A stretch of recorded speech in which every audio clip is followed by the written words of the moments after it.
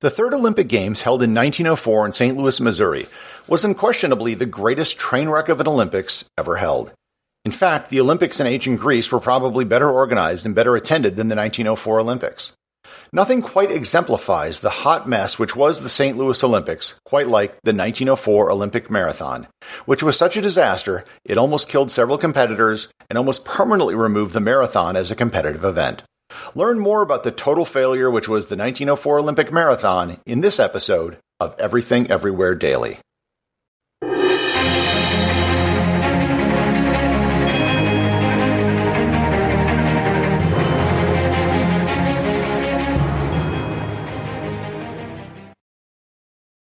This episode of Everything Everywhere Daily is brought to you by G Adventures. G Adventures is the world's premier small group tour operator, offering tours in over 100 countries and on all 7 continents. In addition, G Adventures has been a leader in the area of responsible tourism, helping to establish social enterprises around the world. When you travel with G, you not only get to explore the world, you also get to help the people in the communities you visit. And I speak from firsthand experience. I've personally visited over 40 countries on all 7 continents with G Adventures, and I can attest to their high standards and the quality of their tours. To learn more about G Adventures and to find a tour that's right for you, click on the link in the show notes.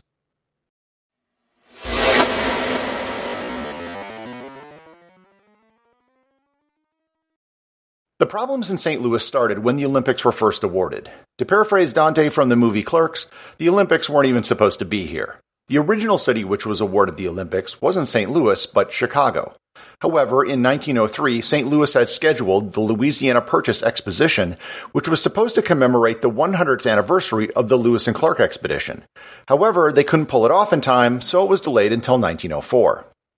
They didn't want another international event taking place at the same time in the United States, let alone a neighboring state. So they threatened to host their own sporting event during the World's Fair to compete with the Olympics. At the time, the Olympics wasn't that big deal it is today, so the threat was real and could have affected the long-term prospects of the event. Pierre de Coubertin, the founder of the modern Olympics, eventually relented and awarded the Olympics to St. Louis. The Games were scheduled over a 5-month period from July to November of 1904, which coincided with the World's Fair. The Games were also held during the Russo-Japanese War, which limited the number of countries attending. It also was located in the middle of the United States at a time when there was no air travel. Athletes coming from Europe would have to have crossed the Atlantic by ship and then worked their way overland to St. Louis.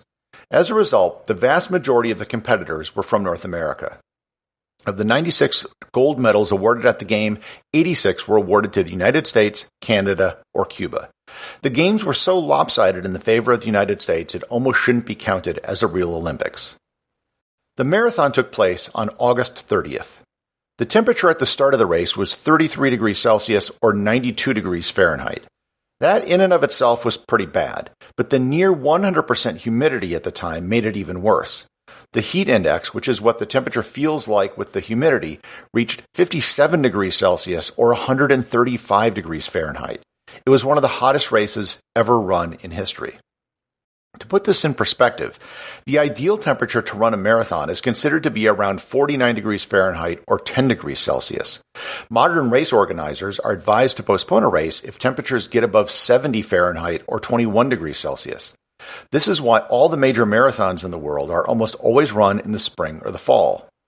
The reason why cool temperatures are preferred is because of the amount of heat someone will produce when running.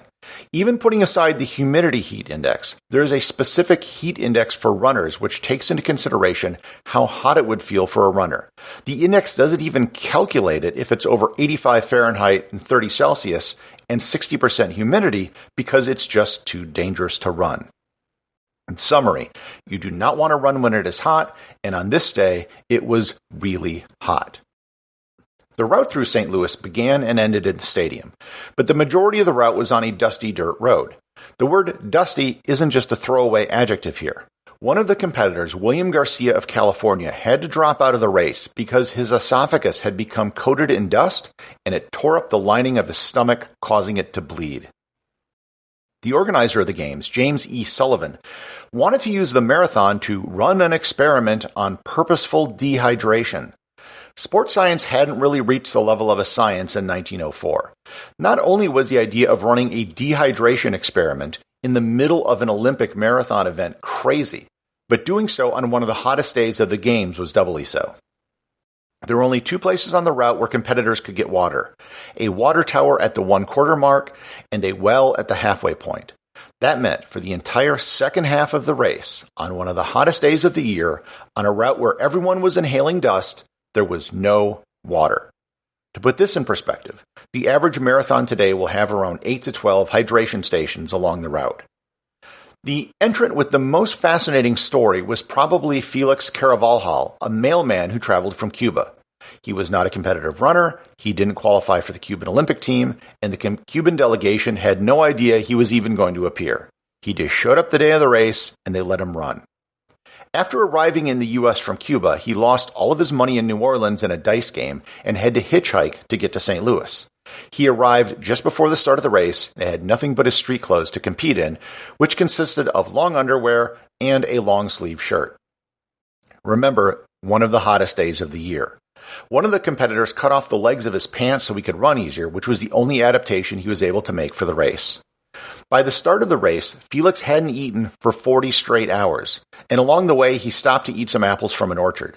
Unfortunately, the apples were rotten and gave him stomach cramps, so he decided to lay down and take a nap in the middle of the Olympic marathon. Despite all that, he finished 4th. A side note about Felix, he was chosen to represent Cuba at the 1906 Olympics in Athens, which would be paid for by the Cuban government.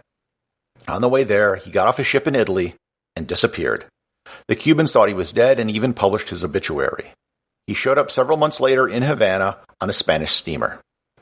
There were 2 entries from South Africa who were members of the Tswana tribe. They were the first 2 African competitors in Olympic history. They too were not accomplished runners. They just happened to be in St. Louis working at the South African exhibition at the World's Fair, so they thought they would give it a try. During the race, they ended up running over a mile off course because they were both chased by wild dogs. They finished in 9th and 12th place. The first winner of the race, and I am putting air quotes around the word winner, was Fred Lors. Lors was an actual runner insofar as there were runners back in 1904. He would go on to be the winner of the 1905 Boston Marathon and placed in the top 10 at several other marathons. However, in this race, Lors didn't exactly run a marathon. About 9 miles into the race, he gave up and was driven in a car the next 11 miles by his trainer. He then ran the remainder of the way, re-entering the stadium on foot to the applause of crowds. At the time, they didn't have an official medal ceremony, so after he crossed the finish line, he was awarded the gold medal and had his photo taken with dignitaries such as the current president Theodore Roosevelt's daughter. However, someone in the stands witnessed Lors getting into the car, and he quickly confessed that it was all just a joke. Haha, very funny. I cheated my way to a gold medal.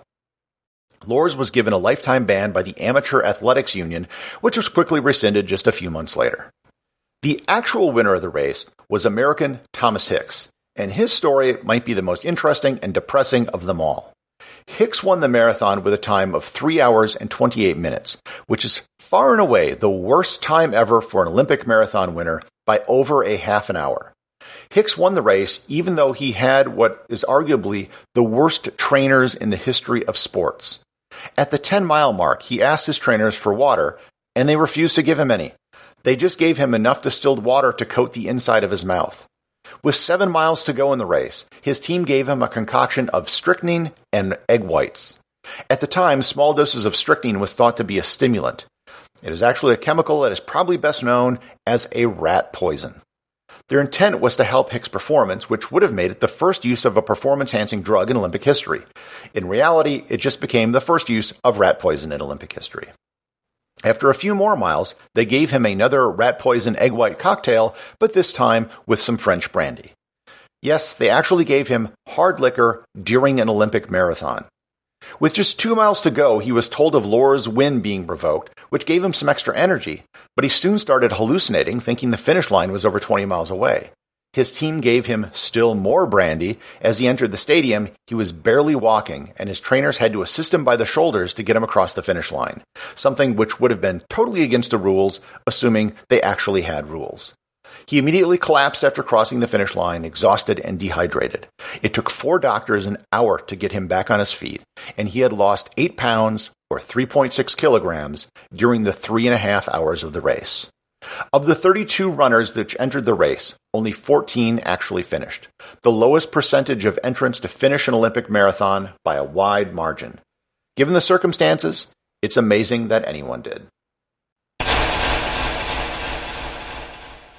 This is a brand new podcast, and as such, it can really use your support. If you know someone who is curious and you think would like the show, please share it with them. And if you've enjoyed this show, please subscribe on Apple Podcasts or Google Podcasts, where you'll get new content for curious people every day in your podcast player. And leave a 5-star review. More reviews can help the show be discovered by more people. And also, please support the show over on Patreon, where you will get exclusive audio content not available in the podcast feed, merchandise such as t-shirts, and you'll be able to submit ideas for future episodes. Until next time, stay curious.